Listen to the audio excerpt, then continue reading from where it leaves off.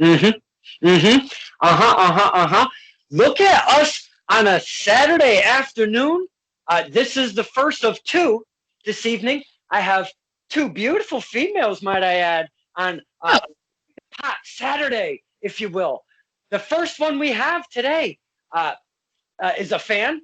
Then the latter, I should say, we have a talent, an in-ring talent. We'll talk to her later. But today, right now, it's all about stirring the pot with Don Kincaid and my very special guest. Check this shit out. It's Cyndi Hart. What's up? Hi. Not much. I mean, Corona. I mean, Well, around here we like to call it kin COVID. You see what I did right there? Never mind. That's okay. You're gonna put your face on the coronavirus. My face on the coronavirus is probably not the best thing, but we like to lighten it up around here. I know it's a very serious topic, so that's kind of where I'm going to start with all of this because I've really never, I don't know a whole lot about you, Miss Cyndi Hart. We've only met a couple times. We're going to get into that. But what I'd like to do is start off with the whole thing we got going on, the topsy-turviness out in the world. Yourself, your family, your friends, everything is good out there? Yeah, it's been all right. I keep my kids home for the most part. I am immunocompromised, so I don't go to too many places. I'm actually not feeling 100% right now, but I'm being safe about it. I'm not like going and spreading my stuff. My poor daughter, remote learning is a nightmare with her. I just moved to during COVID, so I transferred her school and it's been a nightmare. Like she can't even get on the computer. So there's that, minor glitches, but I mean, I didn't really have to change my life much. So I've come to find that out with our talent and some of our friends that we see on the round table. COVID has kept many people in, but a lot of people already were kind of introverts anyway. So we just kind of were homebodies. So it really didn't change too much in our in our lives because a lot of us are hermits after the hours of the ring or what have you. So I can kind of feel that. I'm more of a homebody myself. I mean, wrestling is the most I really do as of late. So yeah, it's kind of been I go to work, I come home. I mean, it yeah. is what it is. That's my that's my exciting life in a nutshell. I make an appearance at wrestling like once every few months, and then I'll disappear for like a few months and come back in. I something that I really enjoy to do on my spare time because I do raise two kids by myself, and they're great kids. I couldn't be more proud. But I don't really have like with my free time. What do I do? I'm into art. I do nails and hair, and I'm doing this thing right now for Christmas that anybody who can't afford to get their kids presents, I'm gonna go do manicures and pedicures for their children for free, as like something special, and I travel to people and I do it. So No kidding. yeah, I did Uh, that's on my nails right there. oh wow, wow. Is there a business? Is there a business name to this, or is it just Cyndi Hart extraordinaire? What are we doing here?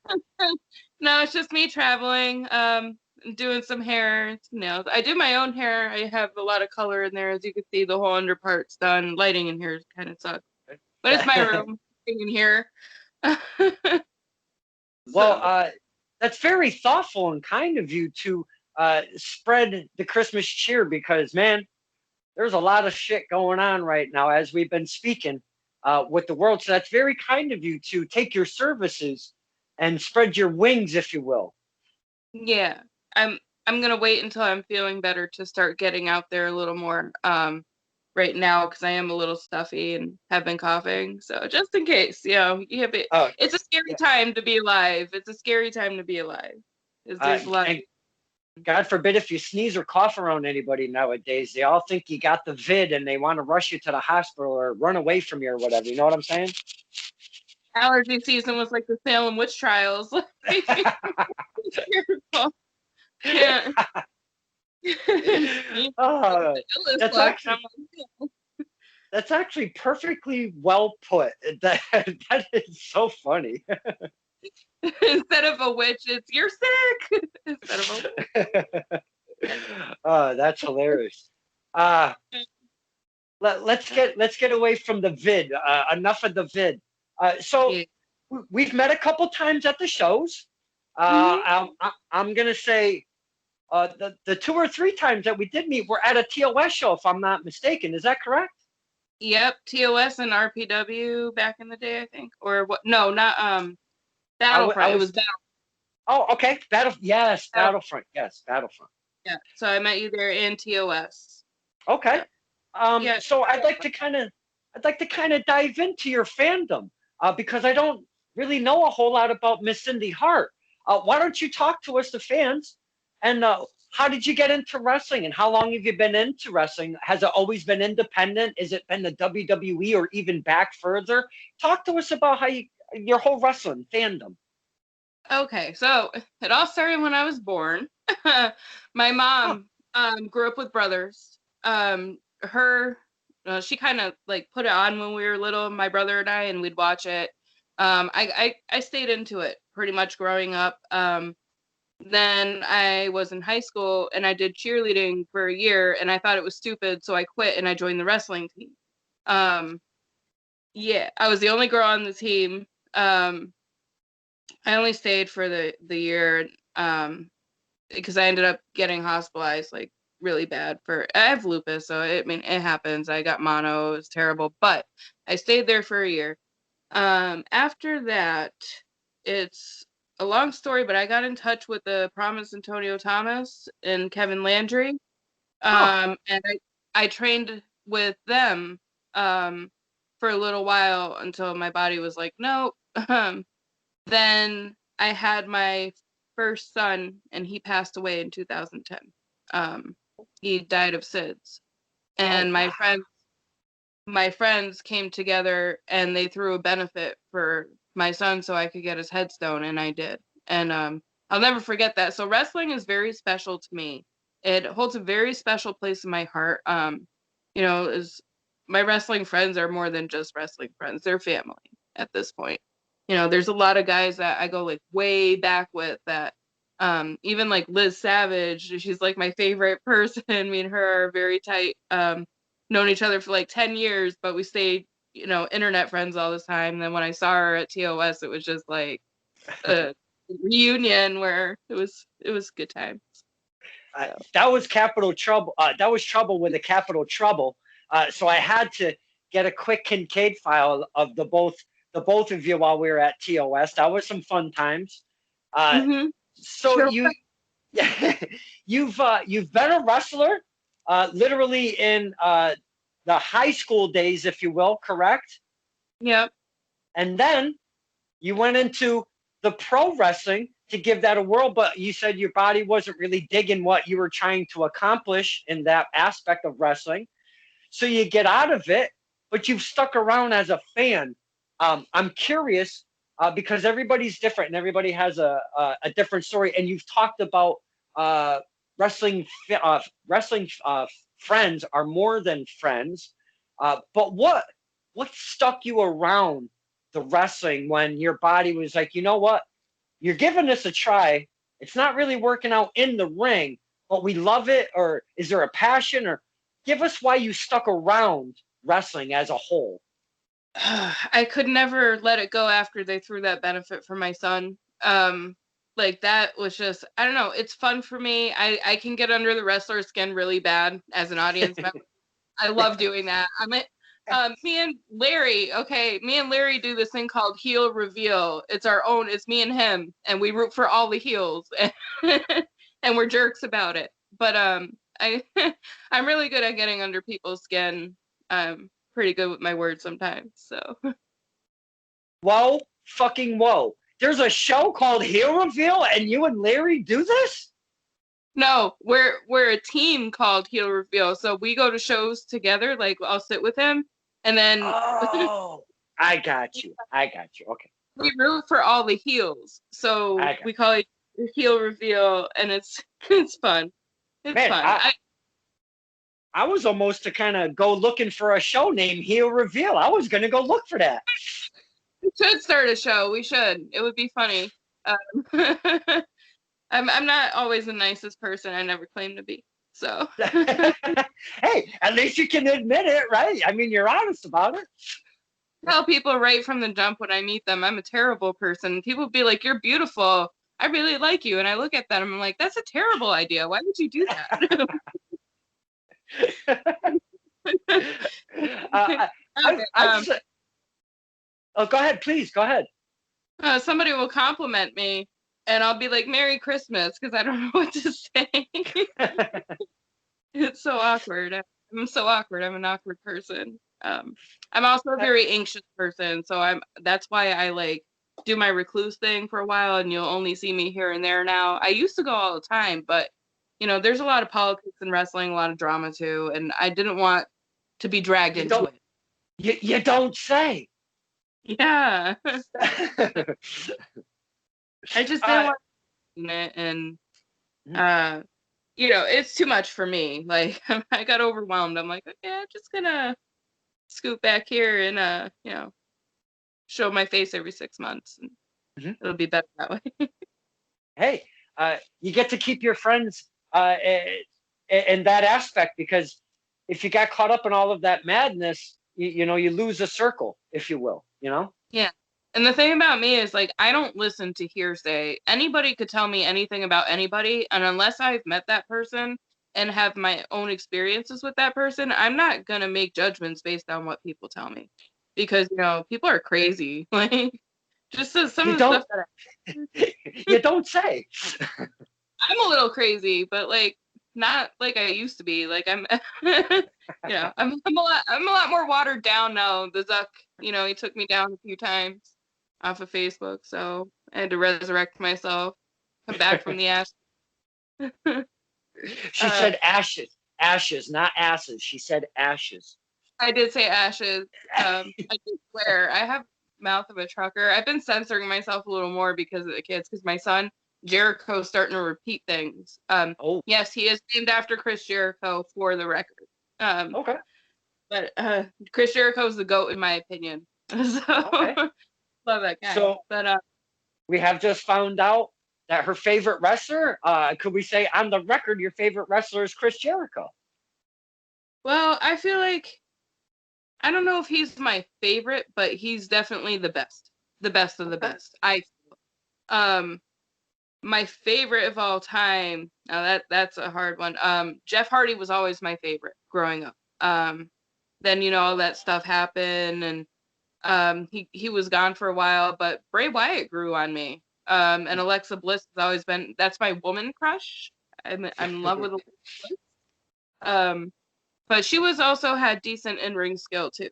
And I really look at talent, and I feel like Bray Wyatt is the one person who's reinvented himself so many times, and he's made it work for himself every single time. Just like Kevin Owens, he's another one of my favorites.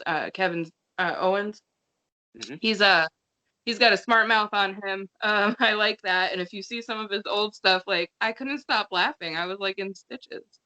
So Uh, when he was Kevin, when he was Kevin Steen in the ROH days and oh my goodness, that's what I'm that, talking about. That's what I'm talking about. Those interviews I was watching. yes. I was like, man, I could learn a thing or two.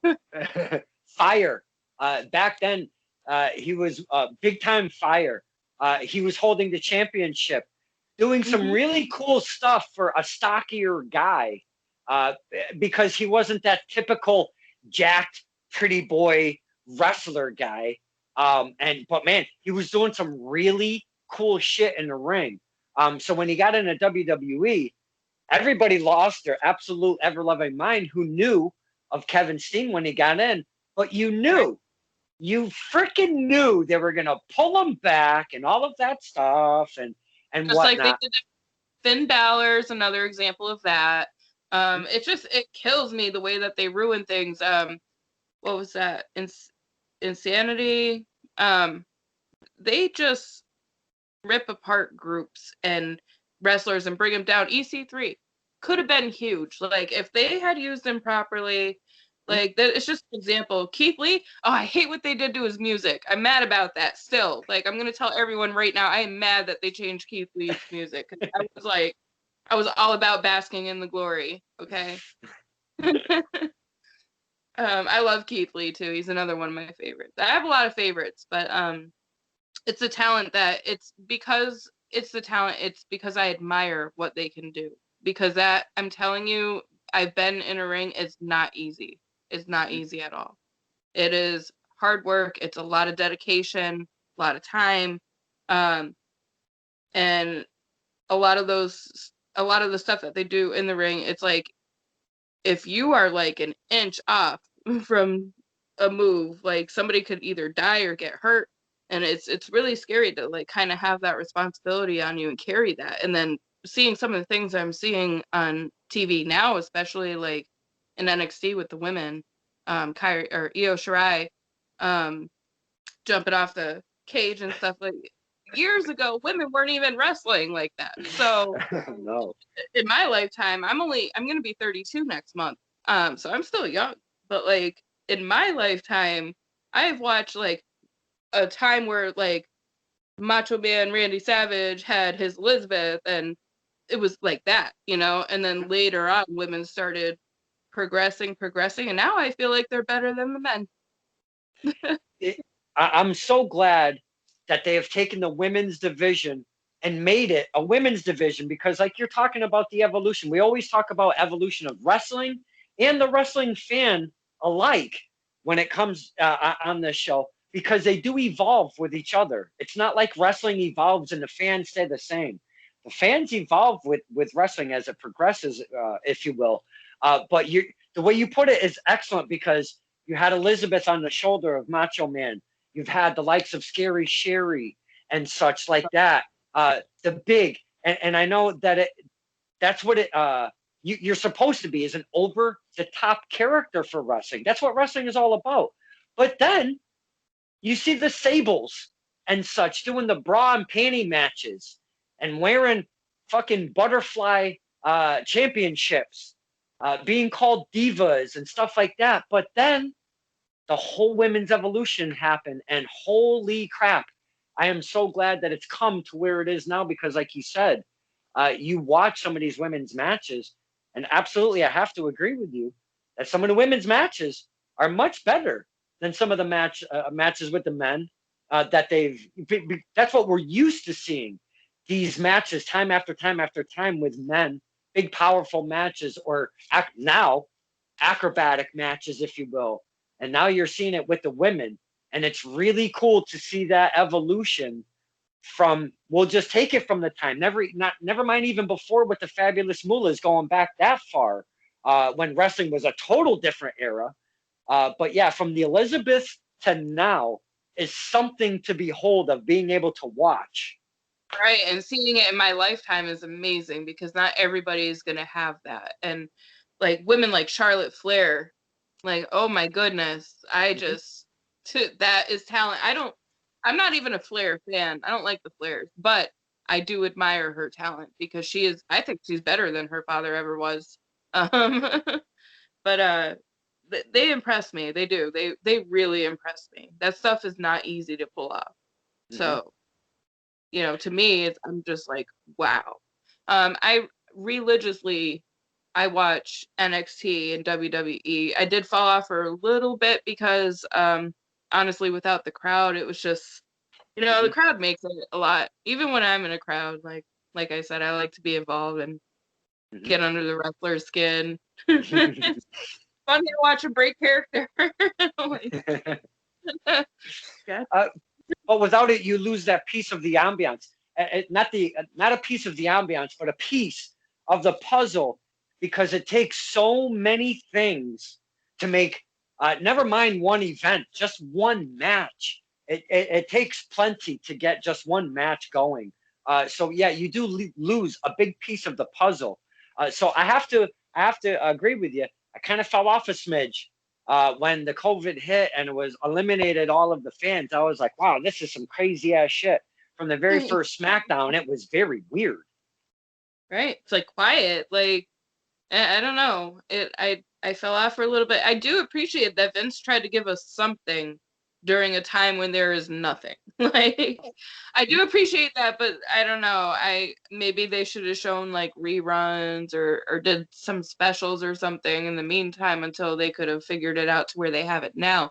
Because even now, it's better than it was. Like, I can deal with it now. The only thing, and it's been pointed out in my household over the course of the past couple of weeks, and I know it's been happening for a while, but over the course of the past couple of weeks, it's just been in our ears more.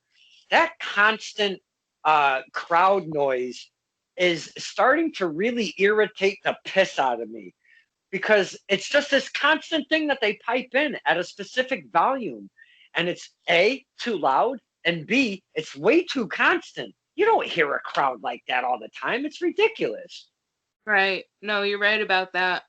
And that's why another reason why I like wrestling so much is that crowd reaction. Like, it's everything.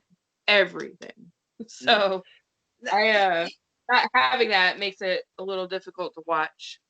And I'm not sitting here, bitching about what we have, because, like you said, we could have absolutely nothing, but we do have a plenty every single week. We've got wrestling. So I'm not bitching about what we have. But okay, maybe I am a little bit. But I am. I'm just gonna say it now.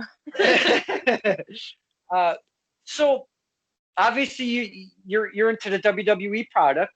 There's plenty, if not an overflow of product out there that have come out in the past. We'll just say the last 5 years alone, there has been so much product thrown out to us, the fans. It's way overwhelming. You can't watch everything, especially because it's not just in America, it's global, how wrestling has really, really exploded and is flourishing pre-COVID, if you will. So besides the WWE product, is there anything else that you watch? May it be independent, may it be the ROH or New Japan or whatever? Is there anything else you have your eye on? You talk to us. I got a quick millisecond. I want to do something, and I'll be right back. Okay. So yeah, for a long time I was watching ROH. I was watching AEW. I was at the Indies for, pretty consistently, just to see what was around. I always wanted to see like who would be brought up, like Matt Riddle. I've met him when he was on the Indies, and I loved him back then. Some people that I would hope would make it bigger would be like Matt Taven. People like that. I used to do my research so hard on wrestling. I had a lot of time. Now, like I said, I've backed off a little bit because of this COVID stuff and because I've been busy with my kids. But I used to like research everything, watch a little bit of everything, just to get a good extensive knowledge of the products that I'm watching. Japan was crazy, and JPW, where they swear and like it's raunchy. Loved it. I loved it. I was like, yeah. They around here, in my lifetime where I've been to shows, they did have some shows that were like 21 plus because they were serving alcohol. Those were the best shows. Those, my daughter, I used to bring her when she was like 2. I would bring her to wrestling, and she's met a lot of wrestlers, but there's a wrestler named Smiley on the Indies, and he'd come out in a smiley face mask. She was terrified of him. I don't know why, but it was like her worst nightmare. She would scream. He didn't even have to be near her. He just came out to the ring and was in the ring. He was just terrified and screaming. Jericho, I'm hoping to desensitize a little more because I'd like to bring him eventually with me. Pass it down, Well, he is known as the Psycho Lucha, if I'm not mistaken. Smiley is he not? Yep. I guess maybe Allie was sensing something, You got to give her people intuitions there.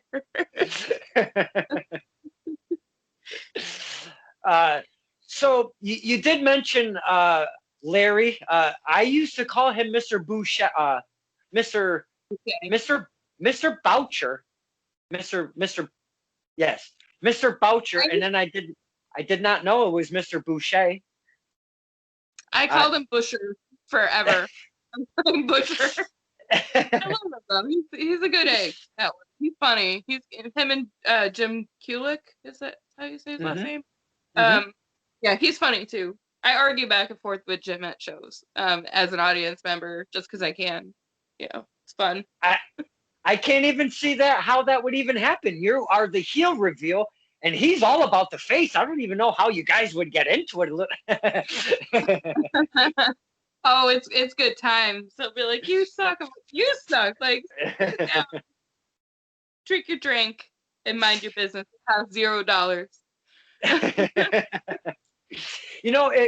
It's funny that you bring up getting under the skin of wrestlers, because we can go to the events and have a blast doing our chants, doing our sayings, if you will, yelling out whatever we yell out, and without being vulgar about it, and just having a fantastic time. I do see fans sprinkled in that just feel that they really have to dig in for whatever reason and give them the old F and this and that, and really just like be nasty. I speak, my language is very limited to a small part of the English language with a lot of swearing. Personally, that's my vocabulary, but I don't use it at the wrestling events as a fan. I never like do that. I feel like I'm talking down to them because we're there as fans and they're in there beating themselves up and trying to entertain us. So I always felt it was a slight by using the vulgar language and like just getting a little too nasty. So I appreciate that we can go there, have fun, but in a specific manner. You know what I'm saying? Yeah. There's certain lines even I won't cross. Which says a lot. But it's what it is. I use humor to cope with everything. So everything is funny to me, including my life as a giant joke. But I'm just kidding. But yeah, no, I remember there was one time I went to PAPW and it was like Matt Stryker in the ring, I believe. And he went to go shake his opponent's hand and I was like, nobody wants to touch you. And he just stopped. He was, who said that? And I was like, oh. So like stuff like that happens. Some of my wrestler friends who I do go way back with, they've used me in matches before. Like when I had my knee surgery, I went to RPW and Dan grabbed my crutch from me. Dan the man, he grabbed my crutch from me. He's like, Cyndi, because me and Larry are in his fan club because he's got to root for him. So we did. And he used my crutch and beat some people up, and it was magical. I loved every minute. So those are those little memories that I speak to about the talent, the fans, promoters on these interviews. Those little stories right there, Cyndi. Having Dan the Man, a character in his own right. My goodness, that freaking guy is something else.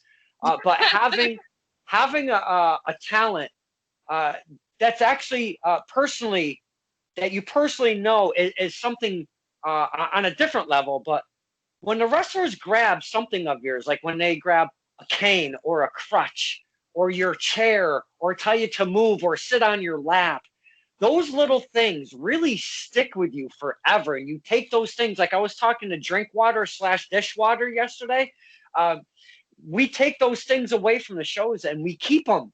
And we keep them in our memories and stuff. And I love that you gave us those little tidbits because those are the things that we walk away with that we never forget when it comes to the wrestling shows. Oh, absolutely.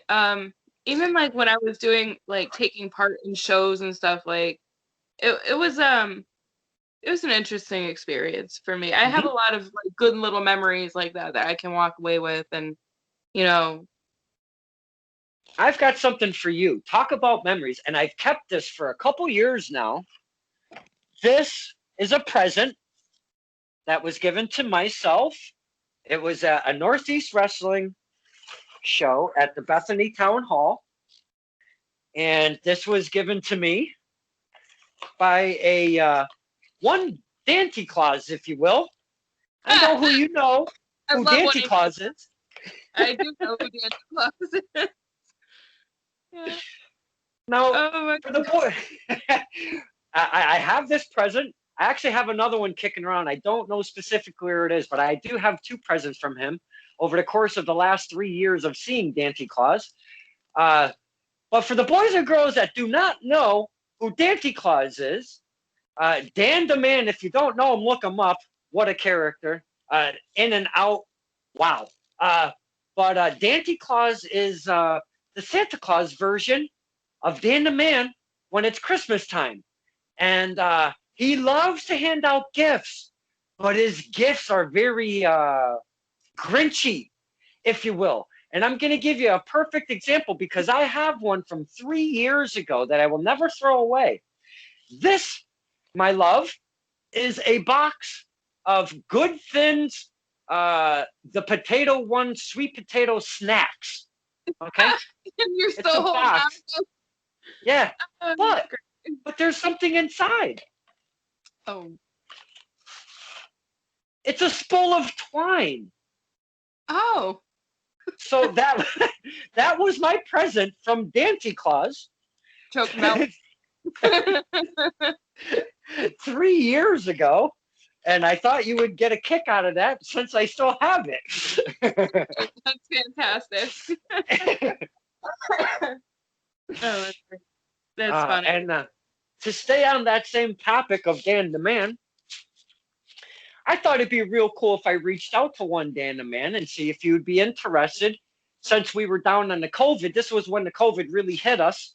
Since I couldn't go see the fine talent at their homes or whatever locale they were making me meet them at, like a park, so they couldn't tell me their address because, hey, I wouldn't give me their address either. But Dan DeMann, I got him on the Stirring the Pot. Kinda. I talked to a Funko Pop in the likeness of Dan DeMann that was custom made from one Dave Cole, and I know you know who Dave Cole is. I do know who Dave Cole is. Yes, go on Dan DeMann's page if you haven't seen this likeness Funko Pop, Funko Pop of one Dan DeMann. Do yourself a favor. It is absolutely spot on. Second off, that's who I talked to for 2.5 hours on Stirring the Pot. Was a plastic Funko Pop doll. He would not show his face. He would only talk, and that was it. And he made me speak to a doll for 2.5 hours. It sounds like something he'd do. Mm-hmm. Yes. Now, I'm actually like really camera shy, like being on camera. Like everybody who knows me knows that I don't usually video chat. It's like a thing that I have. So I make special exceptions for my best friend who moved to New Hampshire. She's one exception. Today is another exception because normally I'm just an anxious piece of shit. Wow. So, well, we feel special on Stirring the Pot. We appreciate. Well, see, the reason why Ms. Hart is on today is a week or so ago, maybe 2 weeks ago, I put up, hey, it's been a while, haven't done any Stirring the Pots. What's good? And Miss Cyndi Hart, she had her little hand raised on the thread, so I was like, I was like, hey, let's get you on and have some fun. And here we are. I'm so glad you've come on. We've been talking wrestling just like a couple of friends, and it's been absolutely fantastic. This has been great. I'm so glad you've come on. And not being camera shy is a little special something for us on Stirring the Pot, so I appreciate that. I only take, you notice like you only see the good pictures of me online. I don't post the bad ones. There's a reason for that. Well, I don't know if you've noticed of late, we were talking about making fun of yourself. Yeah. But I don't know if you've noticed of late, but I've been kind of putting this this package right here. I've been putting on a lot of different faces lately. You've been killing me, Don. You're killing me. You guys don't know, but Don actually made one of me and put my face on Bret Hart, and it's Cyndi Hart, and it makes sense because it's my name, and I laugh for hours. I show it to everybody, just so you know. No, you can. Yes. I don't care. Great. We did post it a couple nights ago. Cyndi Hart, the best. Let's see. The caption was "the best there is, was, and ever will be." Cyndi Hart with the sunglasses. That was beautiful. That's my shit. I showed it to everybody. I was like, look at this. But like the years have been killing me too. Like Don Strowman, that was my favorite, I think. Uh, oh my So, goodness, you had so many good ones. So many. so that brings me back to if you can't make fun of yourself, I mean, come on. I mean, it's all about having some fun. And because if you're at a wrestling event and like you're saying, you like to get under the wrestler's skin, the wrestlers give it back. If you Oh don't yeah, have the if you don't have the skin enough, the thick enough skin to take it and have fun with it, don't give it. I mean, for real, you can't be all butthurt, like legit real. Leave their butthurt because you were giving it to them and they gave it back. That's not their job to just take your shit. They want to give it back too. So, it goes both ways. right, exactly. And you know what though? Like, if I didn't make fun of myself and I made fun of everybody else, it would be very unfair. I would have to, I had to make up for it somehow. So yeah, I make fun of myself, but like, who can say what to me? Nobody. That's why. Because like, I'll just embrace it, be like, yeah, like I'll just run with it. I'll just keep like adding on to the joke and have it snowball and roll down the hill, and then finally, bam, one day. And Now, I wanted to stay on the topic of the switching of the faces for a second because oh yeah. there was a comment or a thread or something from one friend Eric's better half, Anissa, and it said something with along the lines of the picture of Red Foreman and his beautiful little girl, his beautiful little wife, Kitty, from the '70s show, and I thought, son of a bitch, with this whole reface thing going on, it's like crack to me. I got to do a Red Foreman one. So I went to go do a Red Foreman one, but in the interim, there was two faces to reface. Now, if I don't pay attention and just hit that reface button, and there's two faces, either it's A blank or it's B, it's default by the last person that was in being refaced, which happened to be Miss Cyndi Hart. So I was Red Foreman and Cyndi Hart was Kitty. And it happened by accident. And I grabbed it as a GIF and I go, wait, what the fuck just happened? Oh my God, this is money. I got to send it to Cyndi. So that was pretty damn funny. All by accident. I lost my shit about that one too. That one, oh my, I literally rolled on the floor and laughed. I was already, the other night I drank a bunch of tequila and I didn't have my kids, so I drank a bunch of tequila. And then apparently, like, I told everybody I could still do the splits, and I did that. I felt it more. I don't remember really, but that's when I saw that, was when I was drinking the tequila. And oh, it was way funnier to me than it should have been, but it's still funny now. So. And when I did originally read your status, I really thought you said the shits. I do not lie about that. I swear you said the shits. But so I did have to double back on that one. Like, no, but that's probably coming next. Let me tell you, yesterday was spent in recovery all day. I drank half a handle by myself. Well, my friends had a couple of shots, like my roommate did, but yeah, I was wrecked.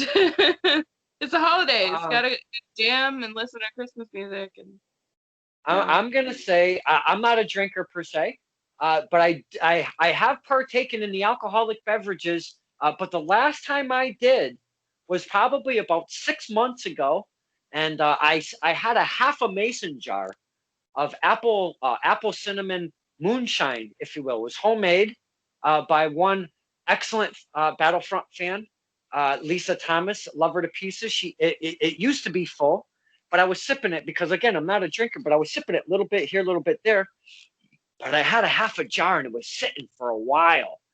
And I happened to have one referee, Bill Thompson, on this show. And boy, did we have some fun because I was drunk as fuck because I started. I had three interviews that night. And there was one SOG Ronnie Ribs. Then we went into ref Bill Thompson, and I don't know who number 3 was because it's kind of sketchy at this point. But I will tell you, tailgating with SOG because I started sipping with him and carrying over and getting popped with one ref, Bill Thompson.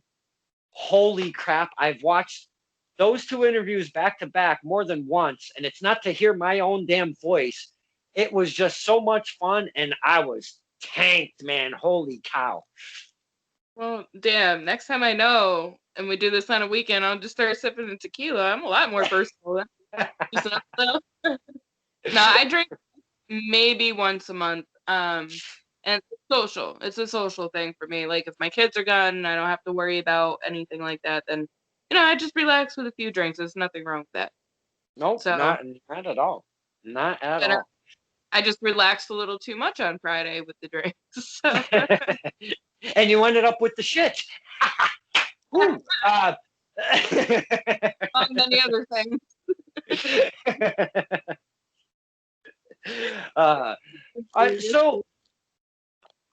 So the modern the modern wrestling without the fans has been different and a little difficult to kind of get used to.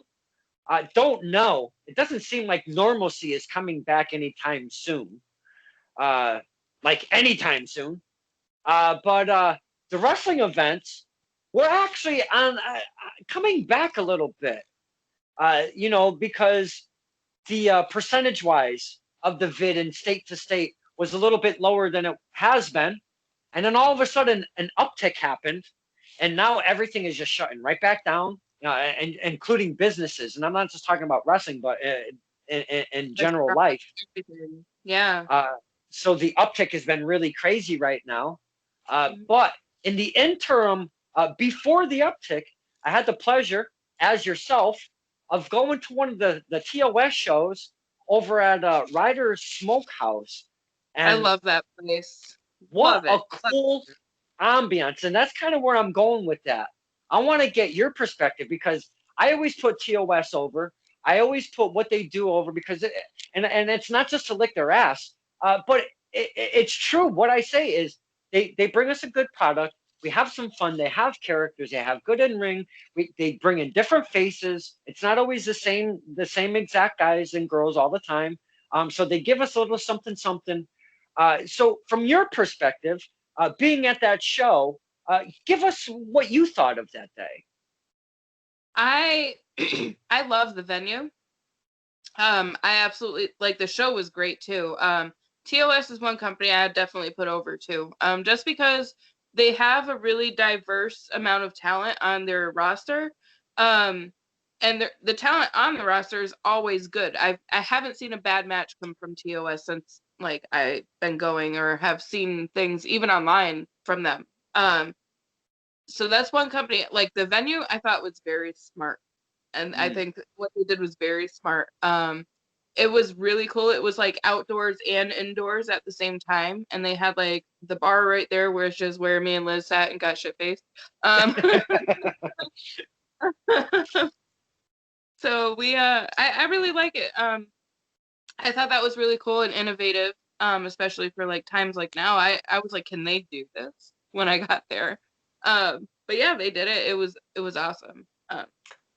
I hope that they do more shows there in the future because I'd like to go to some more. Me as well. I definitely have to agree with you there. Now, I was putting out that I wasn't going to any shows until we couldn't when we didn't have to use masks because I got a mask on at work. It's a giant pain in the ass, and I don't want to go to wrestling and have to do it all over again for 3 hours. And I just thought it would take away even more from the experience when you would go there. And I'm seeing events pop up, but then I see this Test of Strength show pop up, and I'm telling you, it's 5 minutes down the road from my house. So I lost my absolute shit, and I go, you know what? Mask or no mask, I'm going to get me some wrestling because it's been a while, and I need some wrestling. And since it's only 5 minutes, it's TOS. They're going to do the temperatures. They're going to do the limited capacity, the whole 9 yards. So I went, my pop, even one of them my daughter went to. But man, don't regret going to any of those shows.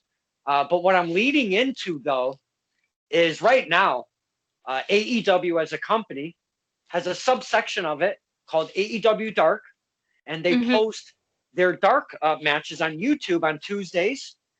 And what they have done is taken some of the independent talent, brought them in to have dark matches.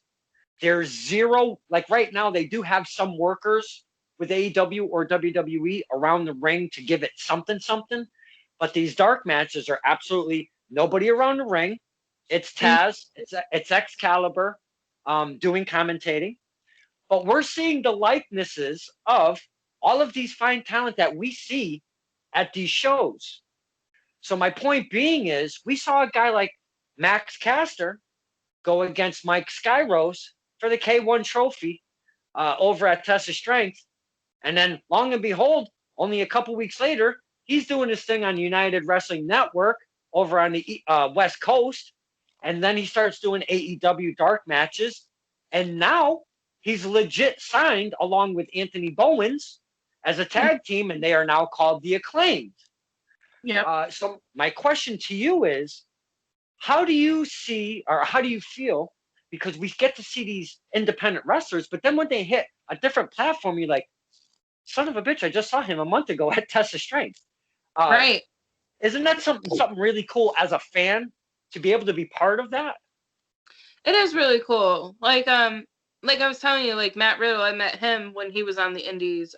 Sasha Banks, her husband's a really good friend of mine. He wrestled in my son's benefit for me, as did many other of my friends. It's just like when you see them go from like the Indies to like all of a sudden they're huge. It's like, wow, like I knew that person, but it's pretty cool. It's a cool feeling. It's pretty cool to say that I know some famous people. Like, Uh, and like something where I know there's a lot of big names out there, and when I started doing interviews, none of them were ever remotely like in my thought process, because I wanted to do just the indies. I wanted to do the Test of Strength guys. I wanted to do the PAPW, the Battlefronts, and everybody around us. I wasn't interested on the Impact roster, the ROH roster, the WWE roster. That wasn't something I was trying to saw out to see if I could ever accomplish. So getting like, I'll give you an example. The very first promo, myself and Elijah Six, I got his first promo ever. You don't know where that kid is going to go. It could be something or it could be nothing, but you never know where these talents are going to end up. So that's why I do these. And I think it's just really cool where you can see them literally start off as students and see them grow into something different. it's really awesome. It's really awesome. It's to me that's like the coolest thing. Like like it's just like one thing to add to like my experiences that made me think to myself that I lived a good life. Like, and it's pretty cool. Like, obviously, like I can't do it anymore. I had several big surgeries. My body's kind of just not cooperating with me, and I'm constantly on and off steroids for treatments of lupus and having to adjust my diet a million times. So I don't think I will ever be able to physically do anything anymore. I can still lock up pretty good though. I found that out the other day.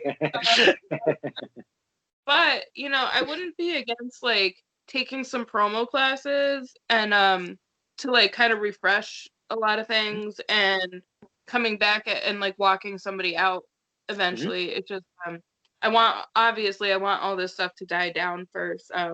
And I've been working really hard to take off some weight, and I literally just lost 45 pounds because I had my son, and then right after I had him, I had the knee surgery. So it was just terrible, and it was in the winter of all times. So I put on a lot of weight, and I just dropped 45 pounds. I'm still trying to work on that a little bit, get some pressure off my leg, and maybe we'll see in the future. I've had a few offers to walk a few people out. I don't want to say who, but that's okay. But the offer is very tempting. I just, gotta my clapback game. I just gotta work on it a little bit more. I'm a little rusty. I haven't been that mean to people lately. Maybe I gotta change it. Well, congratulations on your success of whatever your goal is. We congratulate you on where you're at now. Oh, thank you. Keep going. I've just gotta stick with it and not, eat junk food this winter. That's gonna be hard. It's the winter, I make prime rib on Christmas. You want to talk about cooking? I like to cook. I can cook anything. So, like this past week, I've had shepherd's pie. I've had lamb. I've had, um, what did I make? I made barbecue ribs the other day. I've made I just go ham here, and I just make all kinds of stuff that is not good for you. Bake stuff, shrimp the other night. Okay. So let's go back to where you spoke to us about where you've had some in-ring training. The curiosity has got me.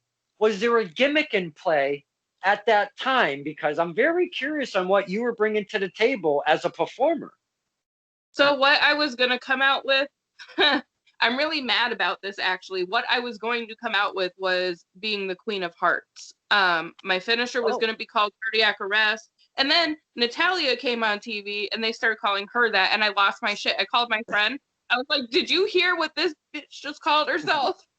And what? I'm like, turn on SmackDown right now. I was so mad because she's not even a heart. She's a Neidhart. Okay. Like I'm not like a heart either, but I'm a heart because my last name's Hart. So, would have worked better for me. I was mad about that. I was like, the audacity. Obviously she didn't know, but yeah, I had a pretty good thing planned out from when I came out, and I did do a few shows here and there. And that my body was like, no, I would love to get back in and do train more or whatever, but I just know I'm not capable. And it sucks. It does. But if I can do other things to stay involved, cool. It's something that I generally enjoy. I go to wrestling to escape my everyday problems. It's a healthy way of managing my emotions, I guess. I say it's a coping mechanism, if you will. When we go to wrestling, it's just to get like you said, it's to get the fuck away. And I kind of just label it, if it had to be a label, of a coping mechanism, just to chill, get rid of all the crap. Take, like you say, your anxiety. When you get there, almost everything for me personally, when I get to an event and I walk through those doors and I start seeing the familiar faces in the seats, the familiar faces behind that curtain, everything that just happened today, last week, or what was been building up in my life, it just disappears somehow. It's so weird. I feel the same way when I go there. And it's not very often because for me, I have to emotionally prepare to go. I'm like, oh, I'm going to see a lot of people tonight. And, when I go, people get excited to see me. They're like, oh my God, it's been forever. And I see people I know, there's a lot of people that I like at those shows. And the fact is, I trust everybody there. And the reason why I trust everybody there is because some of these people are people I've been around since I was 16 years old. Other people there, I know that, they won't do me dirty or they won't, I trust that crowd. And because it's such a nice environment, within the first 5 minutes I'm there, it goes away. All the anxiousness I was feeling about who am I going to see today? Who's going to be here? Because at the same time, I do have a lot of people who do like me, but at the same time, I have a lot of people who don't. I'm a very abrasive person. I'm very blunt. I'll tell you my feelings on things without sugarcoating it. And it gets me in trouble. My mouth gets me in trouble. Like I said, never claimed to be a good person. But that's my other coping mechanism. Literally, it's humor. I use it all the time for everything. And like I was telling you the other day, Will Ferrell, favorite actor, hands down. I do Anchorman quotes all day long. My son will be crying. I'll be like, "What? You ate the whole wheel of cheese?" I'm not even mad. That's So your character, the Queen of Hearts, I'm gonna go on a very bold limb and say you were a heel. Could we say that is true? I would have liked to have been had I gotten that far. I was very I'm very good with my comebacks. So that is something have a good clapback game. People are gonna call me fat. Obviously, they're gonna call me fat. Like so, like right now, I'm saying if I was to walk out there, the first thing that they would go after is my weight, and that's cool because I have a lot of defenses lined up for that. Like the thing about me, like you have to be a very cynical person as a wrestler. They think about what reactions, what is gonna get. Like when you go to a town and you're a bad guy, do the research on the town. You know, shit on their teams. Like there's so much you can do to get people angry. It doesn't take much for me. I'm really good at it. Like I do it in real life too. They telemarketers when they call me, I feel so bad for them. A lot of times, like I'll be like, put my phone up to my radio. A lot of other times, I'm like, oh, so you're not calling about the orgy tonight? And they're like, what? Guy transferred me to another guy. I was like, so you're not calling about the orgy tonight? And he hung up on me. I was like, oh, I was gonna go further. I kind of like to do this one. I see these numbers and my you know, not all phones, not all cell phones do it, but some have the smart ID where it'll say potential fraud or scam, and I see these pop up, and I go, hello, housekeeping, hello, housekeeping, you know, and I'll try to mix it up a little bit, but I'm right on board with you. You're gonna call me continually, keep calling me. We're gonna have some fun with it, man. So I'm kind of on board with what you're saying. We're gonna need some lemon pledge.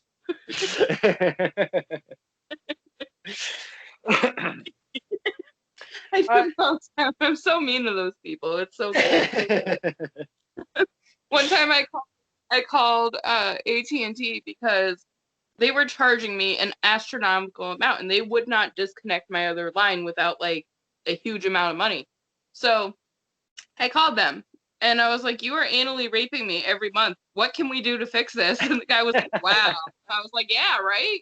Like, just on with it. It was terrible. So I started asking about himself. I'm like, so what are you up to? What have you been doing today? Like, oh, I'm terrible. I'm an awful. During the I went to Dunkin' Donuts with my best friend Melissa the other day. She's like my baby daddy. I love her. So like we go through the Dunkin' Donuts drive-through and the total was like I don't know, like $10. And she hands me $11. I'm like, bro, I only need a 10. And I look at the lady or at the guy in the window, and I was like, I'm sorry you're dealing with me high right now. And I just came from the Melissa Cindy. I'm like, you know, everybody smokes. That's what it is. So. Oh God, that yeah, that kind of brings me to a TJ Howell Elijah Six story. I had kind of got forced into dropping these guys off at one time because first off, TJ Howell's limo driver did not show up. Totally no sold him. I laughed and I laughed and I laughed. So he was stuck. So I offered my services. He did not really want to accept them, but he did. He wanted to get home. And Elijah Six, nobody was going to come and pick him up anyway. So I just said, why don't you come with us? We get to a Burger King because I was hungry. And Elijah Six was giving him the Waterbury treatment over the speaker. Let me tell you. He's like, he's like, yeah, y'all got some motherfucking onion rings in this motherfucker and shit like that. I'm sitting there going, oh my God, we're going to get shot at Burger King. I cannot believe this. What is going on right now? So wrestling does not always stay in the ring is the point of my story. You get these stories that get that kind of bleed over sometimes. Yeah. But that's one of them that I'll never definitely forget because having these guys in my car, I was scared shitless. Didn't know what was going to happen from point A to point B. There was another time we were at an IHOP, myself, Laura, Dawn, and Larry. After hours of a wrestling show, and who the hell comes rolling up, stalking us, might I add, just pushed up in the window, stalking us. The entire Pyramids of Power. I love Izzy. I train him. Go ahead. They're the best. Go ahead. To hell with they're the best. They scared the shit out of me, all of them, and they come walking in. They sat in the table behind us, and they effed with us. And I bet. it got to the point where the waitress almost kicked them out. It was amazing. It was so funny. It was a blast. It was getting to her the end of her shift, and she wasn't having any more silliness, and we almost got them kicked out before they could even get their food. It was amazing. Crazy. It's funny as heck. Yeah, I could see them doing that. I could I could see it happening. You'd be surprised, like some of the things I've heard and seen throughout the years. It's wild. It's wild. Wild stuff sometimes. Wrestling is an animal of its own. May it be in the ring, may it be the fandom, may it be behind the scenes. All of it, wrestling in general, is just an animal of its own, and it's none like any other. And I've said it once, and I'll say it again. To become a wrestler is probably one of the hardest things in the universe to accomplish as one person, getting that brand out, working on your craft, your body, your mental game, your branding, everything that comes with being a wrestler. I will say it always and always. It's one of probably, in my eyes, one of the hardest things in the universe to accomplish. So I will never, and if you do, you see wrestlers that what they call botches, that just the moves don't look the best, or they kind of made mistakes or what have you. Yeah. Yes, we see them, but some harp on them. But me personally, I don't, because I'll be damned if I'm getting in that ring and doing what those men and women do, because I don't have it in me. So for them to even get in there, my hats are off to all of them. I give them my respect for that. I mean, and you've been in the ring, so I know exactly. You know what I'm talking about. I've had to speak in front of people, and there was times where like I just rambled being on the mic because I just was so nervous, and like I wrestling in front of a crowd is a huge responsibility. Like you're not only responsible for your own life, you're responsible for the other person too. And you make a mistake and it could hurt them. And that thought right there is just scary. And then the fact that you're performing in front of a crowd too, on top of that, adds to like the anxiety of like, oh, what if I mess up? You know? And there's times where like you'll forget a certain thing that was supposed to be done and it could end like really, really bad. I just I've it's a lot of anxiety, it's a lot of responsibility. That's my point. It is a monster of its own, right? It definitely is a lot of responsibility, and I'm glad you've used that word more than once on this interview. I've never put it in such a term, but I think I'm going to carry that on from here, because it is a big responsibility on both people's end. And I've always spoke about the safety and the respect for one another when you're in that ring. May it be the referee, the manager, or the performer, or the ring announcer, because it takes an army to make these things happen. But yes, the word responsibility, I am definitely going to carry over in these interviews. I think that's spot on right there, Ms. Hart. There was one time that I was training, and we were doing monkey flips, and I got scared, so I held on, and so I landed in a fisherman's pin. But like, had that been like a millisecond off, like I could have landed on my head and broke my neck. It's stuff like that you have to think about. Mm-hmm. So, but it worked out. I was gonna say it worked out pretty cool though, because I landed in the fisherman's pin and it kind of looked sick. But that's where some of that training, though, that mental muscle, if you will, comes into play, because the performers are ad-libbing physically, mentally, on the fly when things like that happen. And I'm talking like just milliseconds, matter of time. And you have to adjust sometimes, and not all the time it works out. But when it does, I mean, it just works out. But those are those things you have to adjust to on the fly, and that's what comes with those responsibilities, if you will. And with that being said, so like wrestlers like Seth Rollins, okay? Like in my opinion, Seth is really, really good, but only if he's with somebody who's really, really good as well. If they're not on his level, like you've noticed a ton of injuries have happened. He's injured Finn Balor, Kevin Owens himself.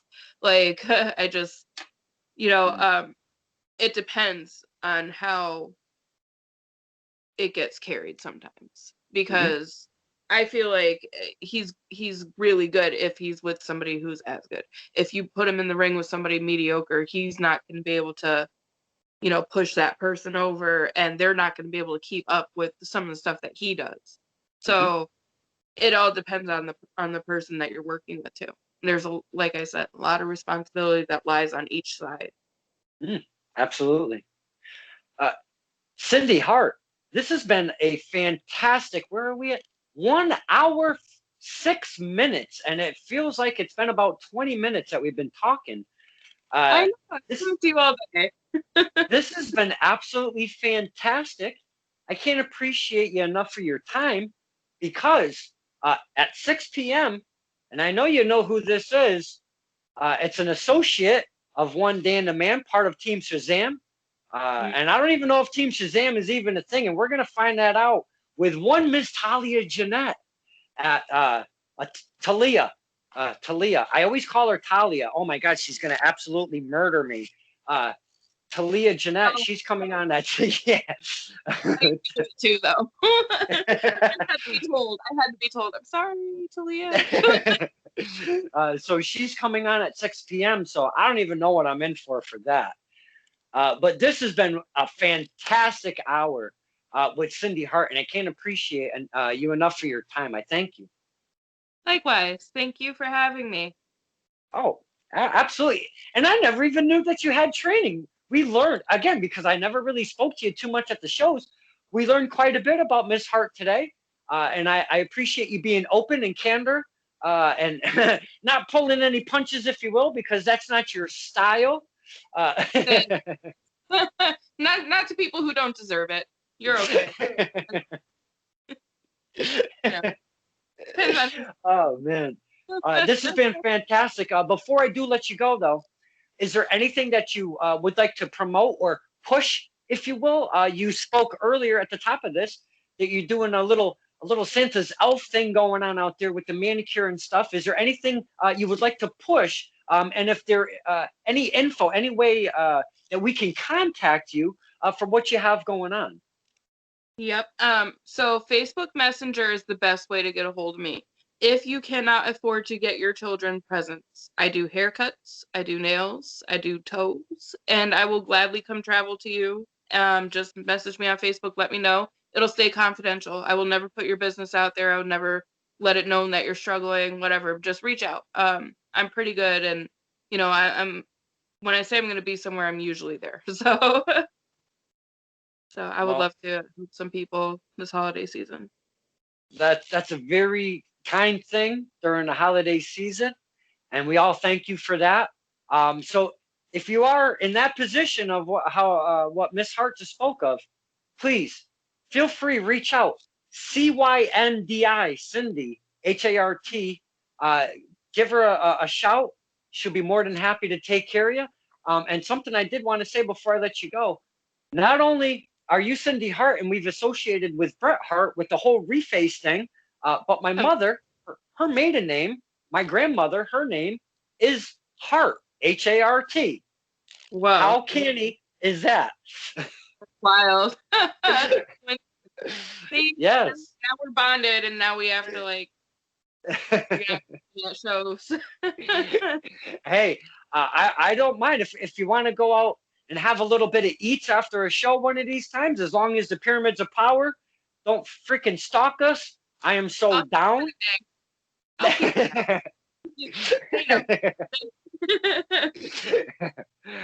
This has been fantastic, and I can't thank you enough.